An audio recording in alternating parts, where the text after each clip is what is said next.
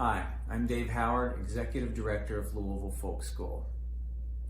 As a description for the visually impaired, I'm a white man in my 40s with a beard, wearing a denim shirt, and a music studio filled with folk instruments. I'd like to thank Kentucky Performing Arts for their partnership. On behalf of Louisville Folk School and Kentucky Performing Arts, welcome to our conversation series, exploring the African American influence on Kentucky music. This program would not be possible without your support, and the support of the Kentucky Tourism Arts and Heritage Cabinet, South Arts, the IBMA Foundation's Arnold Shultz Fund, Kentucky Humanities, the Awesome Foundation, Brown-Forman, Tilford Dobbins and Schmidt, the National Endowment for the Arts, and the National Endowment for the Humanities. As we explore the stories of African Americans who've had a significant influence on the folk music traditions of this land that we now know as Kentucky, we'd also like to acknowledge the indigenous peoples of this land.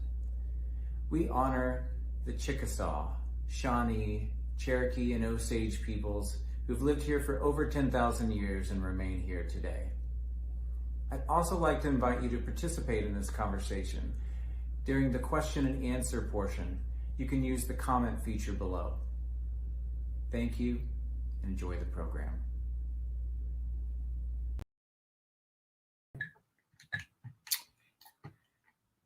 Welcome. Thank you for joining us today as we learn more about the godfather of bluegrass, Arnold Shultz. My name is Michael L. Jones. I'm a Louisville-based music historian and author. For the visually impaired members of our audience, I am an African-American man with glasses, and I'm wearing a black and gray patterned shirt. I'm seated in my home office with two bookcases behind me. Today's discussion is the finale of a three-part series entitled Exploring the African-American Influence on Kentucky Music, which is being presented by the Louisville Folk School and Kentucky Performing Arts. I will be co-moderating today's conversation with the American Songster, musician and historian Dom Flemons. It is a pleasure to welcome my co-moderator right now, joining us live from his home in Chicago. How are you doing, Dom? Oh, I'm doing good, Michael. Dom Flemons. I go by the American Songster, and I'm a musician, historian, and scholar. And I'm sitting in my record room here in Chicago, and I'm cascaded by different records that showcase the different parts of Arnold Shultz's legacy. And I've got a pile of papers in front of me of different notes I've picked up getting ready for the discussion. I'm wearing a blue and white plaid checkered shirt, two suspenders, and large spectacles, and on top of my head, an Australian hat. Next, we welcome Dr. Richard Brown to the screen. He has joined us from his home in Cambridge. How are you doing, Richard? I'm doing fine. How are you doing? I'm doing good too. That's good. I'm glad to hear it. I'm a African American male. I have a let's see. I'm 76 years old. I'm wearing a blue button-down collar shirt that has kind of a grid pattern on it, maybe little checks on it. I'm actually a dentist, and I'm also a mandolin player. I've been playing bluegrass for 55 years or more.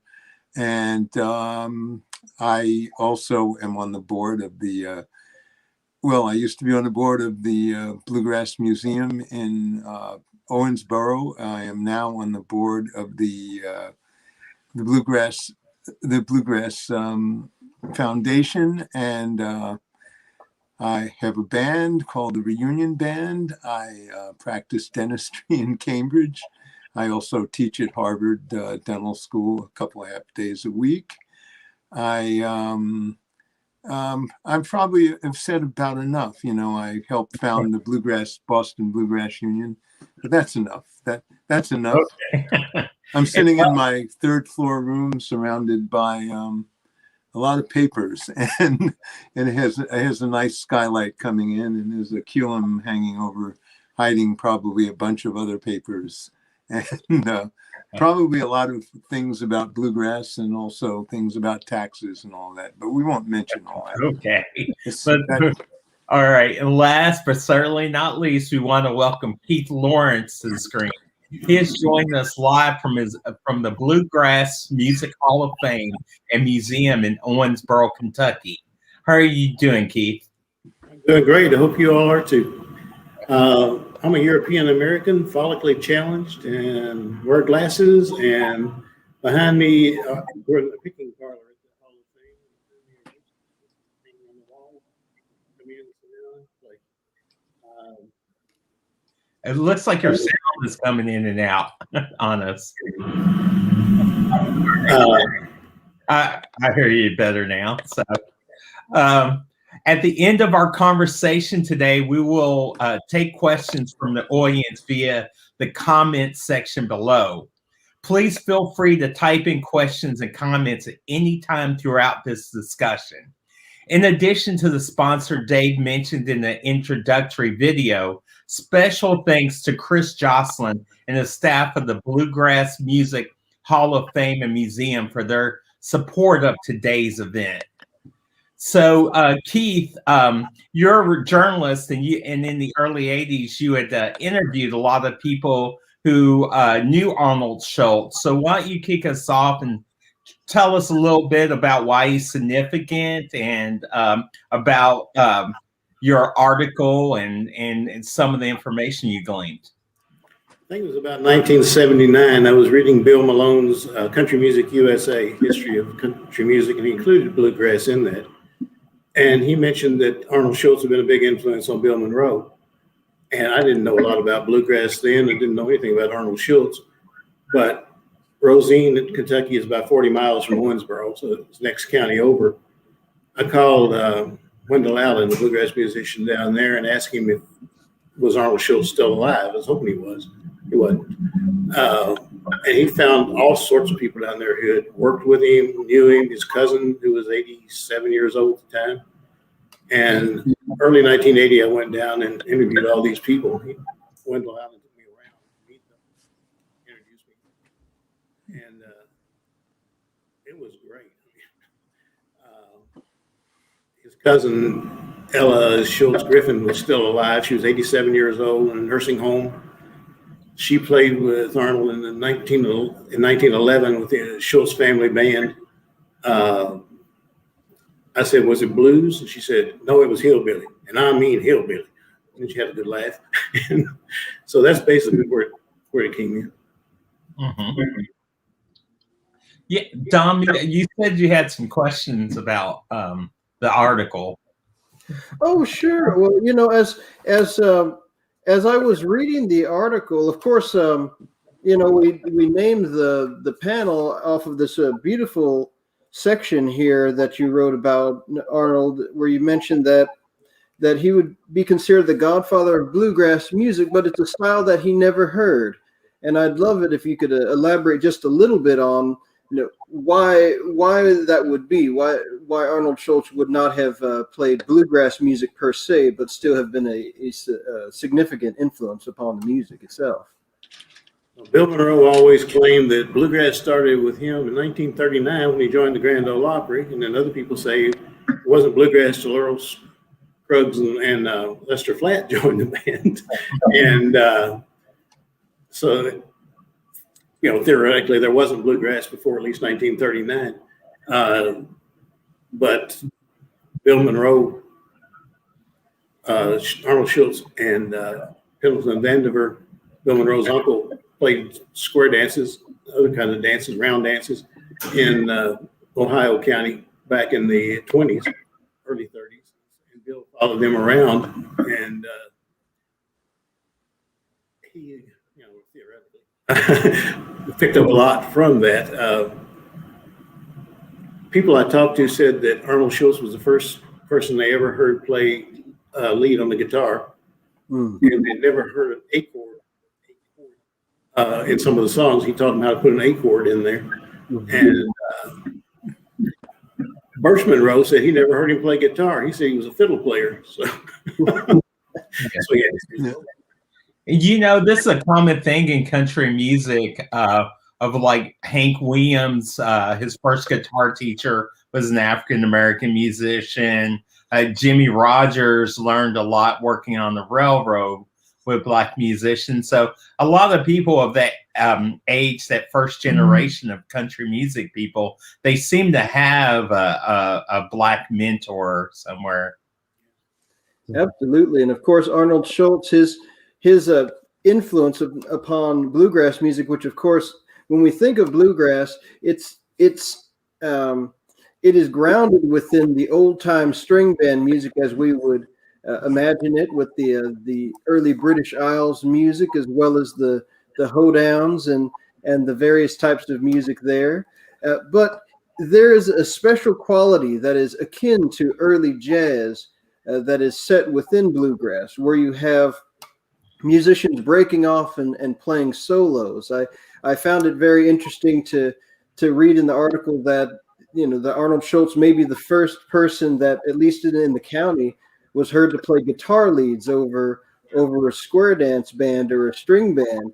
And I mean, what a phenomenal musical innovation to bring into the area. Of course, it gets me thinking about two musicians actually who are well known as guitar players, but started out as fiddlers as well. Big Bill Broonzy and Lonnie Johnson.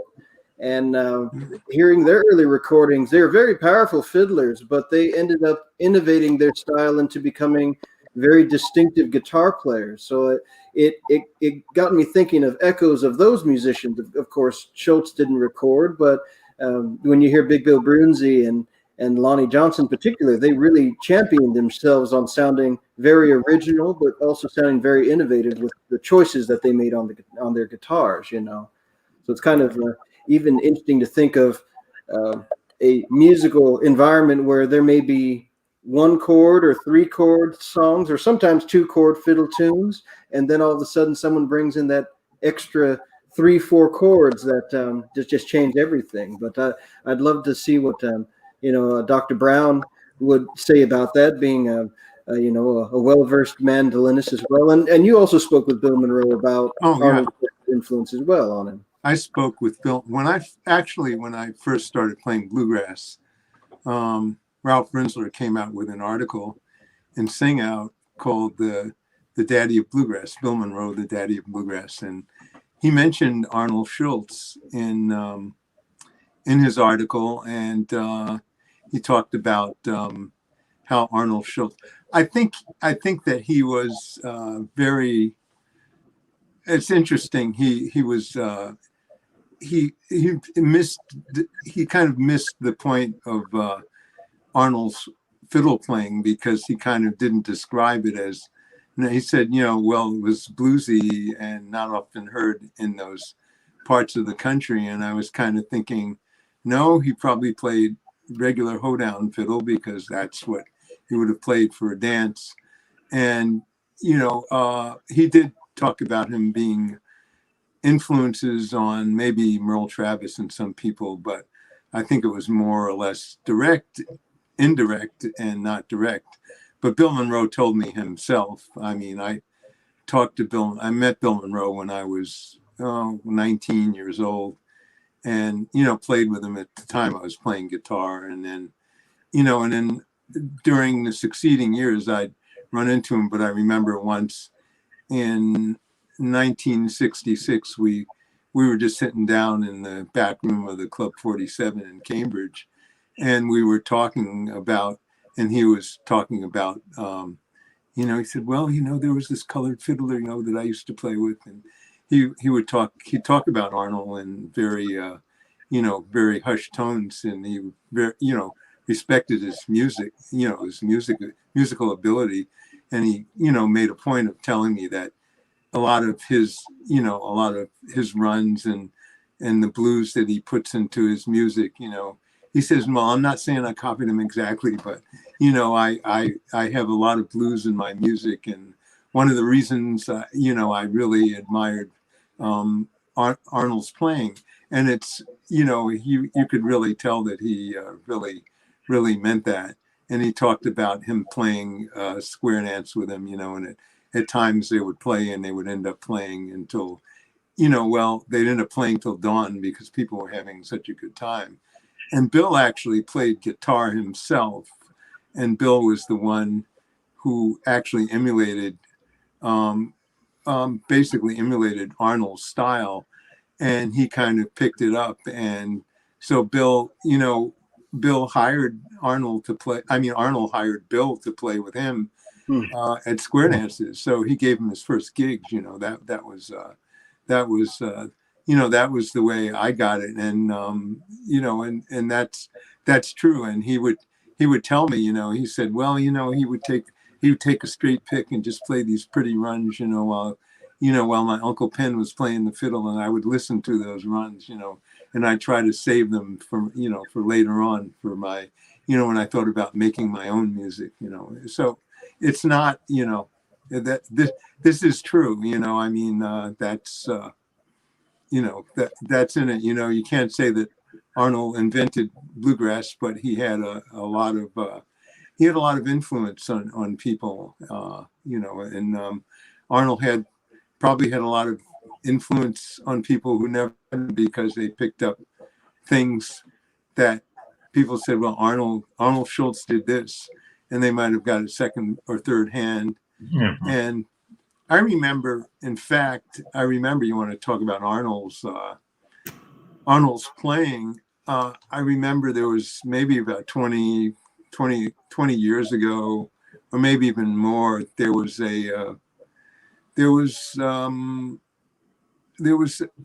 probably a documentary on the Everly Brothers. And I remember that one of the Everly Brothers said, well, he said, I remember when my dad was little, when we were growing up, he would say, well, people just, people that want to learn anything about guitar, they would just go over to Arnold's cabin and just sit down outside and just listen to what he was playing, because he'd have the up-to-date, musical styles, because he would go traveling all over in the wintertime, maybe go down to New Orleans and listen to music down there and travel all around, and then come back to Rosine and, maybe work in the coal mines and play music at night, that sort of thing. So, a lot of people were, influenced by him. But especially Monroe, I can hear, you can hear the blues. When I first heard Monroe in person and heard his band in person and not on a recording, it was kind of obvious that it kind of really had this heavy blues influence, and it was very striking how it was different,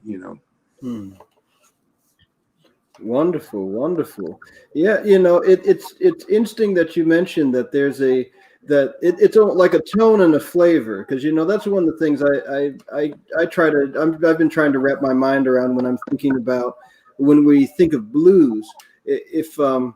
Because looking back on a couple of the different articles that people have written, it's interesting to see that even the idea of blues inflection being a choice of notes in the scale, or the choices of playing blues like we would conventionally think about it, like very blue or emotional or whatnot. It's interesting to see that Arnold Schultz story also has an ambiguity to it, where because especially in bluegrass, hitting the blue notes, a lot of times it's not a bend like a guitar necessarily, but there's sort of a certain trill or run that you make within the scales, and it's interesting to know that there's someone like Arnold Schultz in the background that's fueling musical ideas more so than, or he's playing the music at the same time. But it's interesting to see that the musical ideas are quite multifaceted, instead of them just being one series of vocabulary. It's multiple, which is very, very neat.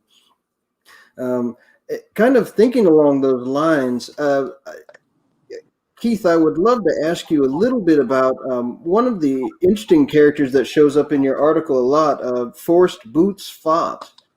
Now, Mr. Fott you mentioned that he played the jug, and also that he was in a Dixieland jazz band when you were interviewing him at the time.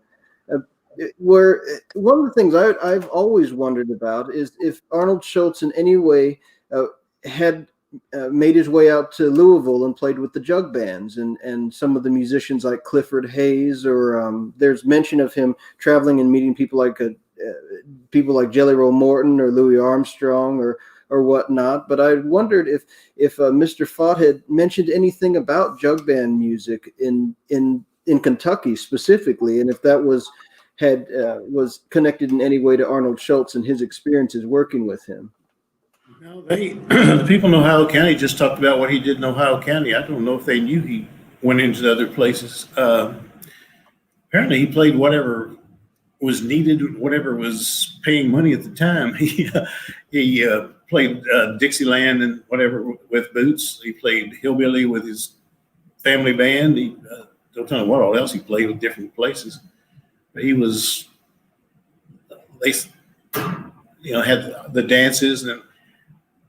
I always thought Prohibition in the 1920s, there weren't any taverns and places like that. But shoot, Boots Fott talked about the time they knocked down the walls in a tavern in Ohio County. And the moonshine was flowing. Oh, golly. But so he, one time he said some guy gave him a gallon of moonshine to let him into the dance because he didn't have a dime.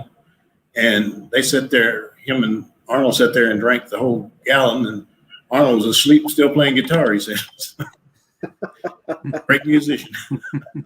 Yeah. It makes me think about how many other seminal artists that have been forgotten just because they didn't record.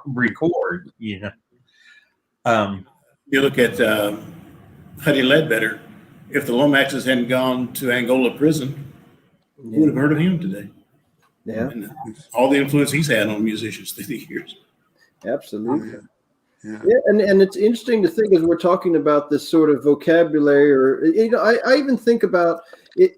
Just hearing you describe Arnold Shultz, it reminds me of someone like Reverend Gary Davis when he was in New York City, where part of Gary Davis's legacy was that he had his big guitar that he just would play, and he was quite open to taking on students and showing them new chord changes and whatnot. And that in of itself led to a guitar playing generation that's still with us today.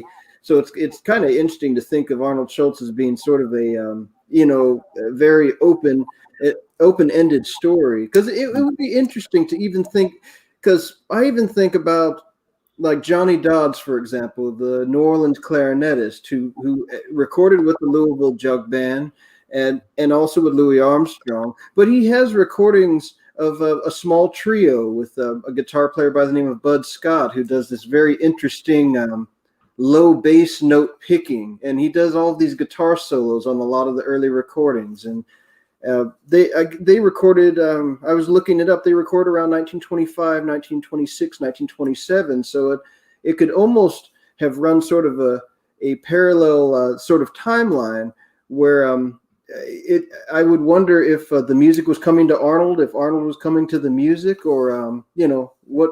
I would love to know the places that they met up. That I would love to know.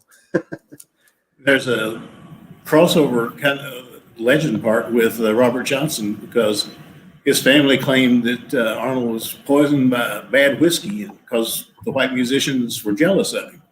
It's the same thing as Robert Johnson, but his death certificate said it was a mitral heart disease, or how you pronounce that word. Basically a heart attack. 45 years old. That's a shame too. The young age, And so, so I guess there are a couple of things that I've read. Like, well, there's the A chord, of course. And that to me, Actually, we've been blessed recently to find a second photo of Arnold Shultz that shows a picture, as well as Luther, Arnold's brother, on the bull fiddle. And one of the things I noticed in that photograph is that the upright bass has the extra German string extension on it, which to me implies that they could then do, they could put the A chord within their chord progressions. You could do a 1-6-2-5, which is and that's something that I found was just an interesting little note within that singular photograph. Also, I noticed that Luther has his hat on top of the bass, and in a certain way, it reminds me of all of the comic bassists that are a definitive part of bluegrass music. And it almost implied that in some ways Schultz could have also, they could have brought that aspect of showmanship of having the comic bassist who's telling jokes and doing a buck dance. And I would wonder if there was anybody who had thoughts on that second photograph that's come up recently. It's interesting. His cousin said he never wanted his picture taken just in case he ever got in trouble. He would have never made it in the digital era. I don't. We got Arnold caught on YouTube. Yeah. I'm interested what other kind of music was going on in Ohio County. Like, what did Arnold Shultz grow up listening to? String band music, I guess. Whatever you call music back then, when sitting around the back porch playing music and stuff. There were several other black musicians working in Ohio County then. I think he worked with a black band, some contest in Unionburg County, and Lutz Falk said he thought the only reason he didn't win was because of color. He said they were definitely the best band there. There were a couple of other black musicians. They just didn't work with Bill Monroe. They were supposedly very good too. Mm-hmm. Probably every county in the country, but just didn't get the attention. So, and I wanted to talk a little bit about the Arnold Shultz Fund, which Dr. Brown, I think that you helped set that up. Yes, I'm the co-chair. It kind of ended up as a challenge. It was kind of started. It was an IBMA bluegrass leadership meeting online, and I think someone challenged it, and I kind of Fred Bartenstein is a good friend of mine for many years. He actually emailed me and said, "Hey, this is the time is right, and so I decided, hey, we'll do this. Of course, I have a lot of free time, as you can hear from all the things I'm doing, and right in the middle of the pandemic, still being busy. But it was kind of it was great. I got together a bunch of a few great people, and we decided to start doing this. And I think we've done pretty well. I've got Neil Rosenberg, who's a noted historian of bluegrass music, and also a fine banjo player, and also a fine teacher and mentor. He's an emeritus now at Memorial University, and that's up in the Maritime provinces of Canada. And actually, Neil came on, and then Erica Brady, who's in Kentucky, who's knows an awful lot about Arnold Shultz and has done a lot of research. She's at the University of Western Kentucky, and she's also had a radio show on a station there. And then you've got Trisha Tubbs, who was basically on the she's on Wintergrass, and so she came on, and Sab Sankaran. Sab is East Indian in origin, and he was raised in Pittsburgh, and he's a great bass player, great tenor singer. He's works for Orvis, and he does that. He's actually working with Orvis and what kind of projects are you funding?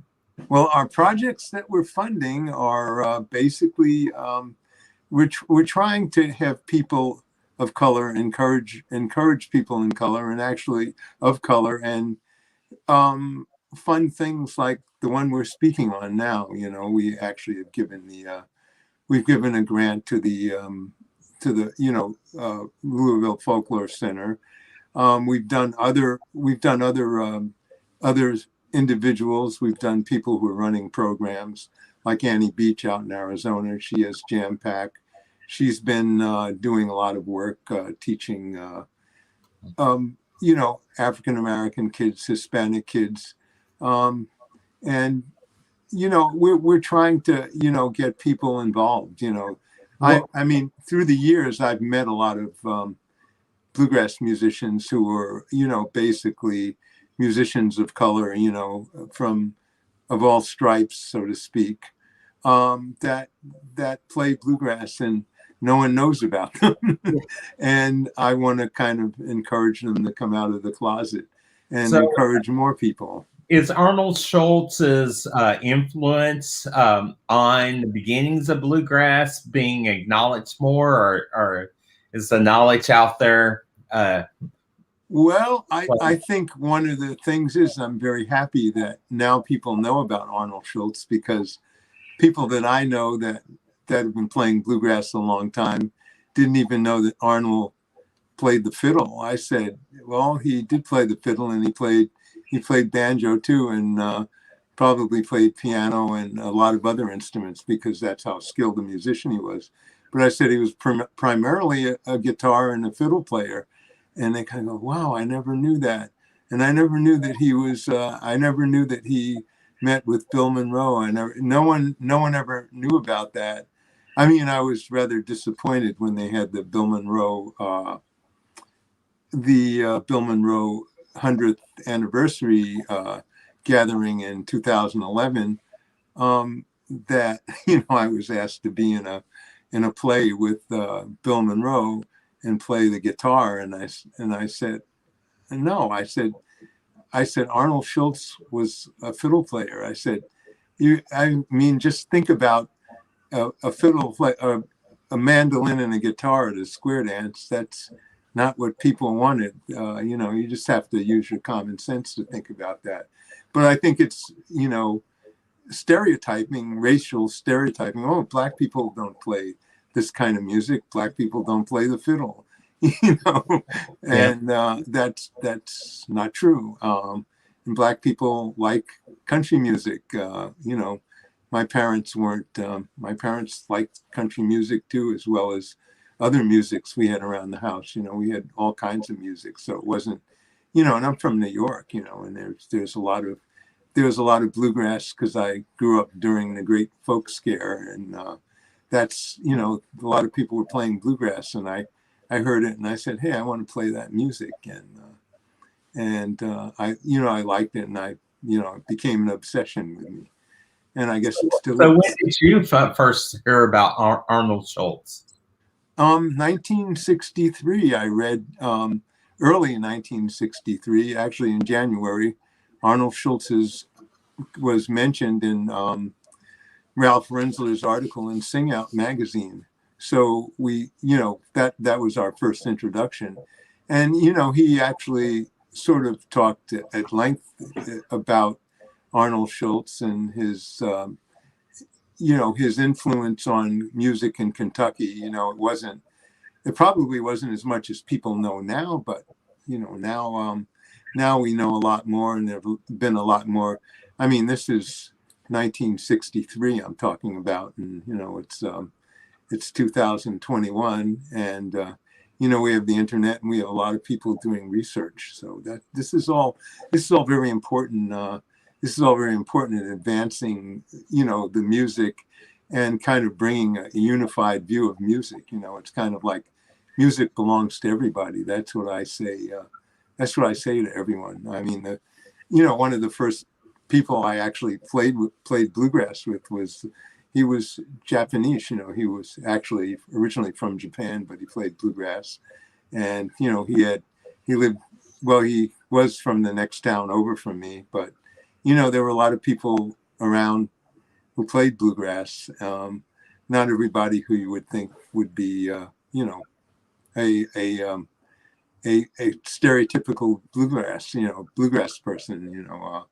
It was people heard the music and they liked it, and so it's like I said, music is for everybody, and you've got to follow what you like. So that's that's what I say. But it's really interesting to hear all of this other all this other background research on Arnold Shultz, because he is an important figure, and whether or not he influenced this person or the other, he was a very important figure in Kentucky music. He'd probably be better known then, but at least hopefully posthumously we can honor him now. Keith, what was the reception to your article? This was 40 years ago, you understand. But, I don't remember many people commenting on it at all. Because it's 40 years ago. They might have. It was reprinted in the next year in the John Edwards Memorial Foundation magazine, and a woman in Australia sent some money over to for a marker, tombstone, something for his grave. And I gave it to somebody in Ohio County, and I don't know whatever happened to the money, but they didn't do anything until 1994. He just had a rock on his grave until that time. People raised some money, put a nice memorial there on his grave, and a picture of a guitar etched into it. But so it honestly got more attention outside of this area than it did in this area, I think. Yeah, I think the same thing with jug bands. I get more emails and stuff from outside Kentucky about my book than actually inside. Yeah. Dom, when did you encounter Arnold Shultz, his legacy, and did it influence you at all? Oh yeah, well, I think I first came across it in Bill Malone's book as well, in Country Music USA, and I guess that was around 2002 or so. And I started to play guitar in 1999, I guess, and I went to my local folk festival in Phoenix, and one of the main types of music they had for jamming was bluegrass. And so if you weren't an individual performer, then you usually got into the bluegrass jam. That was sort of the thing you could do if you wanted to just be doing something else. And so I learned to jam with a lot of people with my guitar, or I learned to do just harmonica, then later on with banjo, and then as I picked up the jug, then I started playing jug. So I started to just be an auxiliary musician for jams over in my local scene. And so when I read about Arnold Shultz, kind of like all the other mysterious influences of country music that appear, I added him first as just a singular character within the story. But with his particular piece of the musical puzzle, at first, the story of Bill Monroe's, Bill Monroe's relationship with him as a musician is a point of entry.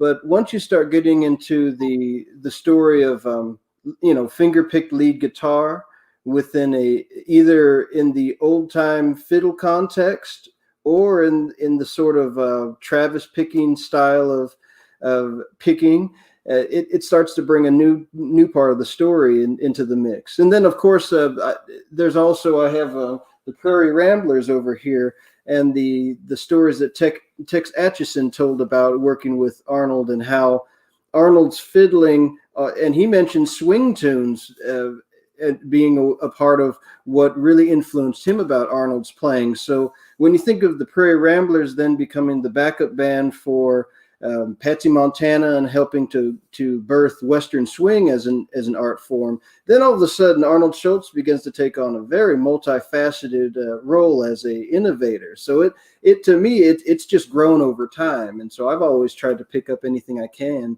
on anything that mentions Arnold Shultz. And then, of course, as you and I have talked about jug band music, Clifford Hayes and that generation of black string band music from Kentucky, they've laid out a foundation as well of a jazz and old time sort of based music that is neither fully jazz nor ragtime nor string band music, but sort of a little bit of everything.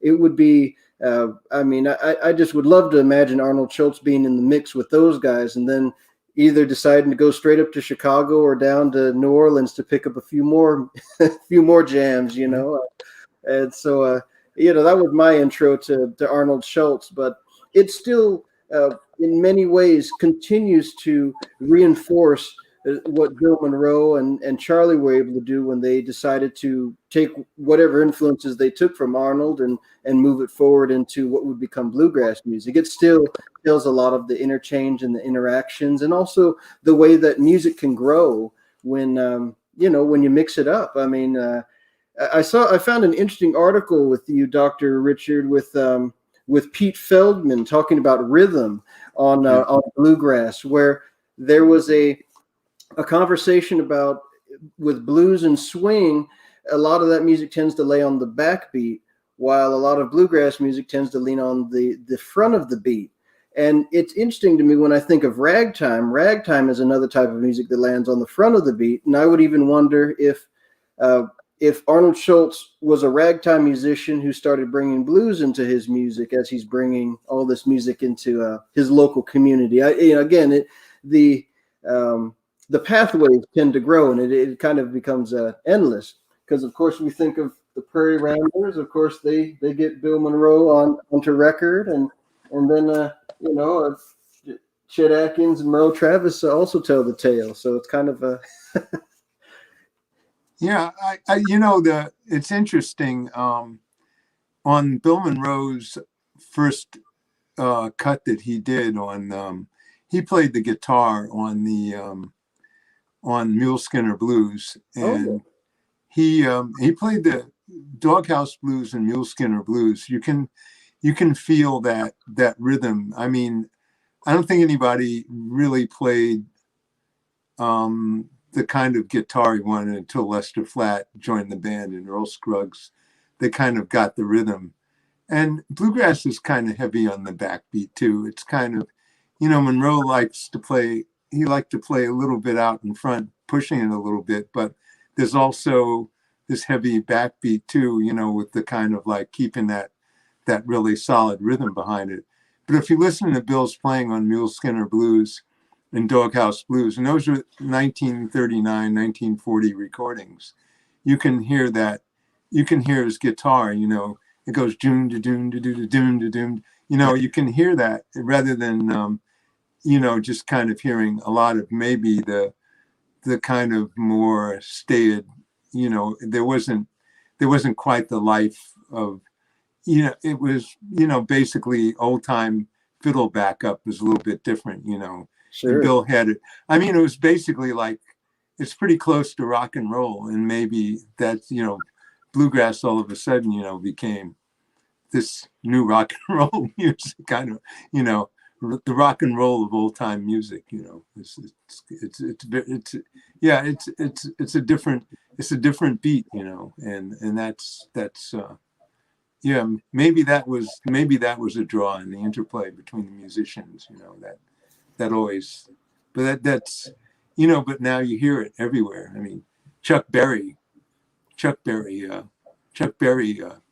said he got a lot from Bill Monroe. He got a lot of his guitar playing and playing on the playing all the all the downstrokes on his guitar playing. Yeah, I could see that, just wow. I mean, it would be amazing to be able to just pick Bill Monroe's brain about, or have just a 5-minute interview with him just talking about guitar. There's a great clip online of a backstage jam where he's playing a little bit of guitar, which is just a real treat if anybody gets the chance to find that one. It's maybe 30 seconds, and I think he's playing an electric guitar, and it's that's right. Yes, I remember that. He's playing Blue Moon in Kentucky. On an electric guitar. Yeah. We talked a lot about Arnold Schultz's influence on Bill Monroe, but can you speak a little bit about the Western guitar the finger picking style and his influence on that? No, he indirectly influenced Merle Travis there. Yeah, Yeah. I mean, oh, go ahead. Let's see. I'm forgetting his first name right now. Kennedy. Kennedy Jones. Kennedy Kennedy Jones. Yeah, he was. He passed his on to Bill Monroe, but he had learned a lot of licks and things from Arnold Shultz. I talked to some of the musicians down there who had been influenced by Kennedy Jones, and they said they don't think the what's called the Travis style now came from Arnold Shultz, but they came from Kennedy Jones. But they said Kennedy Jones was, I guess, a disciple of Arnold Shultz. He would over pick with him and pick his brain and learned a lot of stuff from that. And of course, Chet Atkins picked up from Merle Travis, and I guess everybody picked up from him. So. Yeah, that's right. And the Everly Brothers, I think Kennedy Jones was a big influence on Ike Everly, their father. So Yeah. We it all have, comes back to Arnold at some point. yeah. We have a few questions from the audience. See, one question is that was Schultz or his family, friends, and Keith article quoted as saying that he never recorded, or is it possible that there's a recording out there that hasn't surfaced? That was pretty early in the recording era. Bulky equipment stuff. I don't know that. I mean, it'd be great if there was one, but I haven't heard of any. But it seems like from your article that he really shunned trying to be on any sort of recording or having any documentation left behind. That's what his friends down in Ohio County said. For fear of getting found out of any devilment he might have caused, you know? No less. He said he liked whiskey and women about as much as he liked music. So. All right, and He was a human being. Jeffrey Drake asked, since Bill Monroe and Chet Atkins are the two most influential music virtuosos in Nashville history, and both trace their musical roots directly back to Schultz, couldn't you also make an argument that he's also the godfather of music in Music City? I think you would claim what's going on now. Yeah.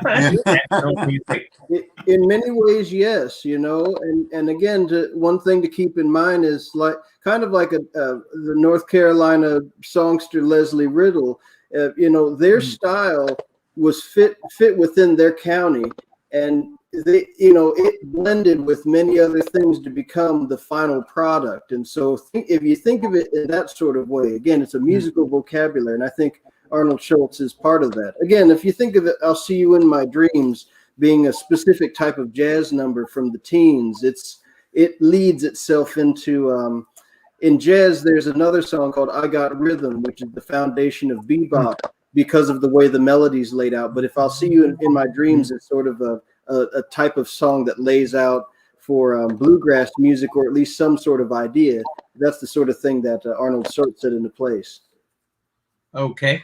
Someone wanted to know where they could get a copy of Keith's article. I think I found it on the IBMA Foundation website. It's fantastic article. So, are those interviews anywhere? Are they archived anywhere, Keith? I gave the copies to the Bluegrass Museum back in the early 90s, and the Bluegrass Museum is in a different location now, and it's gone through 5, 6, 7 directors. They might be here. I gave the tapes to them years ago, though. Looks like the fund is going to have to help the search to go on here. Yeah. That's yeah, we can do that. Yeah, just being able to put the tangible facts around Arnold Schultz into one place has been amazing. And also looking up a lot of the work that you've been doing, Dr. Richard, with the fund, it's been amazing to see it really coalescing into a story that people can put together and really, be able to assess the places where country music and jazz and blues and all come together as American music. Oh yeah, that's what it's all about. It is American music.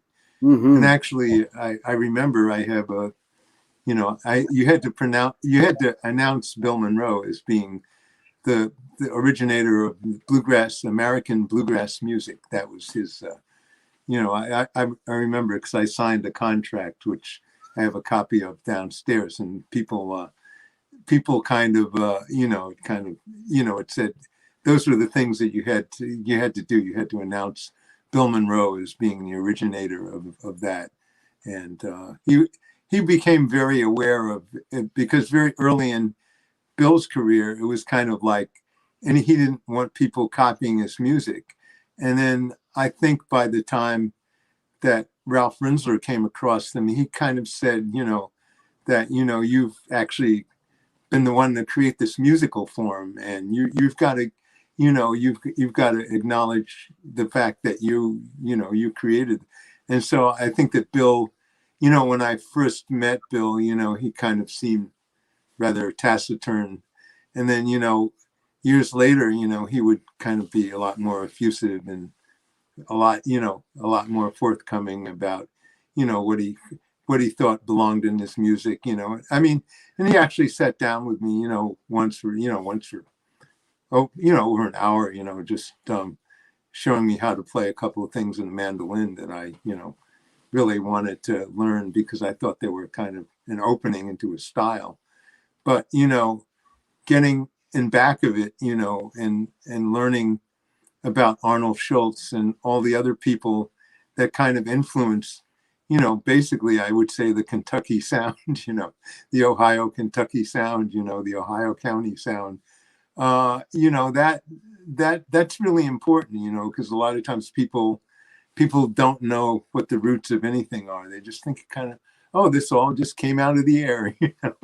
Somebody just played a couple of notes and then it all happened. And there's a lot of work, a lot of blood, sweat, and tears that goes behind creation of art forms. And and here it is. And and some branches of it will evolve into something else. You just never know. I mean, it's really important. And I think finding, carrying on, getting people involved, people of color, people that are non-traditional, like, Asian people from other countries that play bluegrass, we're interested in having them come in and find out, what this is all about. Not just thinking it's just some invention of kind of hillbillies and somewhere in the hills and that's about it. It's because I've read a lot of older liner notes, and it's just totally way off the tracks of what bluegrass is and where it actually came from, where Arnold Shultz came from. It's kind of trying to separate musics out and for markets, and that's what we're all trying. We want to kind of show that there's a real integration on music form. We have a couple other questions. Gerald Murray wants to know, is there any connection between Arnold Schultz's style and Reverend Gary Davis's style? They seem very similar as finger pickers up the guitar neck if you consider the Travis style as coming from Schultz and Kennedy Jones. So, well, I wouldn't say there's any direct connection per se, except for the fact that they use their thumb and their forefinger to pick the guitar, which is a distinctive part of upper Southern Piedmont style of finger-styled guitar. So in those ways, those are similar. But Gary Davis has a whole other style of playing. The only reason I mentioned it was that in Gary Davis's career, you can find the documentation to show that he taught a lot of different guitar players, and through that, there are a lot of country blues guitar players that are still playing to this day that are highly influenced by Reverend Gary Davis. But there, just by the mechanics of the guitar and playing jazz on the guitar, there probably are a couple of different melodic ideas that I could say have some similarity. But again, without recordings of Arnold Shultz, we'll never truly know what he sounded like when he picked. Barry Smith wants to know, he said the Monroe biography, Can't You Hear Me Calling, by Richard Smith, says Monroe was impressed by how Schultz paired blues songs with waltzes. Can you talk about how Schultz might have influenced the famous waltzes like Blue Moon of Kentucky?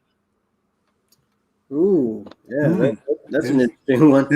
There's a good one. Bill claims he wrote that when he was, I guess he was out one night looking at the moon and thought of Blue Moon of Kentucky, and that's what. But yeah, I suppose. But you think about the Kentucky Waltz. There's another one. I mean, that has those blue notes in it. But maybe there's also a little Chicago influence in those things, because I mean, Bill did go to Chicago every once in a while and listen to the blues players, because he was working in Indiana before he and his brother took off to play. They decided that working in an oil refinery wasn't a good future, and all of these influences. I mean, maybe meeting Arnold kind of let Bill into that. Bill's ear was attuned to that, because he did like what he considered black music. He kind of liked the blues, and he wanted to include that again in his playing. So that could definitely be that was definitely an influence. Arnold opened his ears, and that's what he wanted. I mean, and that's why the Monroe brothers broke up, because Bill wanted to start his own. He wanted to play his own style of music. He had his own ideas, and he had different rhythmic ideas than Charlie had, and so so there you go. Bill got a chance to leave and go out on his own. Okay. Well, Brian Farrow wants to know, is there any evidence of Schultz's influence farther north since he traveled a lot? There's the evidence. Hey, Brian, and Brian plays. Hi, Brian. Brian plays upright bass with me sometimes, as well as plays with the Gangsta Grass. So he's right. He's a little bit of a ringer in here coming in. We don't have more information on where exactly Arnold Schultz, went every summer, but it seems like he traveled all the way up and down the Mississippi River, and as I've sort of implied as we've been going along, there are a lot of different musical, pathways that Arnold Schultz could have come in contact with at any point along the line, especially in the years that he was performing. Actually, in Keith's article, there's that fiddle contest. I was actually really intrigued by the description of the instruments that were a part of the band, where there were calfskin head instruments, where there was a mandolin. It was a mandolin, a tenor banjo, a guitar, and then I think a banjo guitar. But it was a couple of different things: a tenor banjo and a banjo guitar as a part of the band. And it got me thinking of again, people like Papa Charlie Jackson or Johnny St. Cyr, who were playing banjo guitars. And it would even just be an interesting notion to think if Arnold Schultz was keeping up to date in the way that even he would change the instruments as the years went by, because he's, these are also the years a decade before where James Reese Europe has broken the color line at Carnegie Hall in 1912 with a 125-piece banjo orchestra. And these sort of big ideas, I'd imagine, also would translate across the country, whether it would be in slow increments, but there's no telling what Arnold Schultz was coming across in those years. I was even noticing with I'll See You in My Dreams, Gus Kahn, he wrote the song Memories, which also has a great recorded version by a group called the Versatile Three, who were a banjo mandolin vaudeville troupe. And it was they have just a beautiful way of playing waltzes and things like that. So I'd even wonder if the waltzing style could be interconnected with some of those earlier popular performers from an earlier era, you know. Yeah, we need to wind this down soon. So I wanted to give you guys a chance. I know it's such an interesting topic. I wish we had 2 hours, but I wanted to give you guys a chance to talk a little bit about Arnold Schultz's legacy or make some final comments. Dom, if you want to start out. Well, you know, the more and more I began to search into the story, it's led into a much bigger tale of American music, and I'm just so glad that the Arnold Schultz Fund is here now to help and begin to create awareness. I've spent a lot of my career trying to, well, like Dr. Brown, you know, being a part of people of color who have joined the string band and bluegrass world that are, you know, yeah, at first when you join for the love of the music, but then when you find that there's a deeper history, you can't help but want to become involved, want to advocate, and want to move forward. And so I'm just so glad to see that this story is both a telling of the past and also a telling of the future through both Dr. Brown and Keith's wonderful article, which is still a lasting legacy of Arnold Schultz as a musician and a man.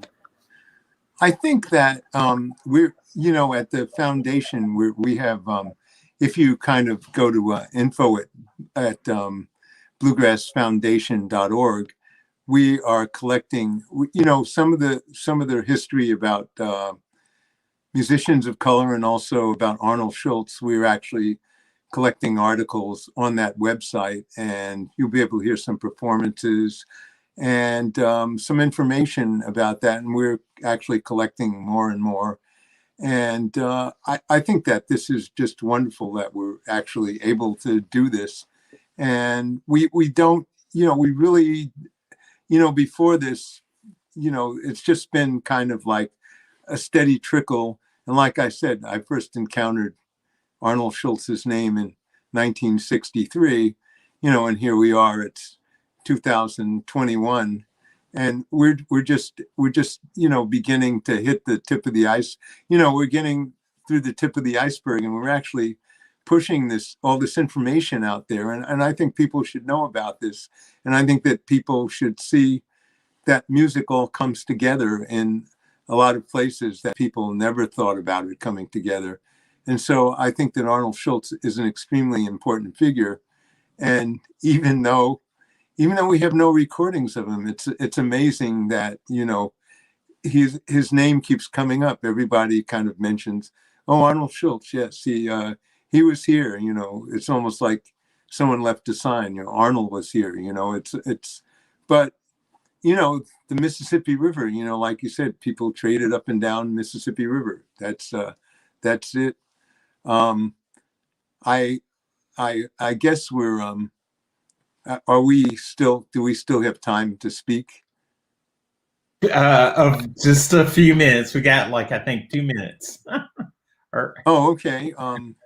Why don't Keith, do you have anything to say? Just so glad that all this is happening now, because when I wrote that story 40 years ago, it just seemed like a great movie there of his life, and then nothing really happened, and finally things have started happening now, and it's just great to see him getting this recognition. I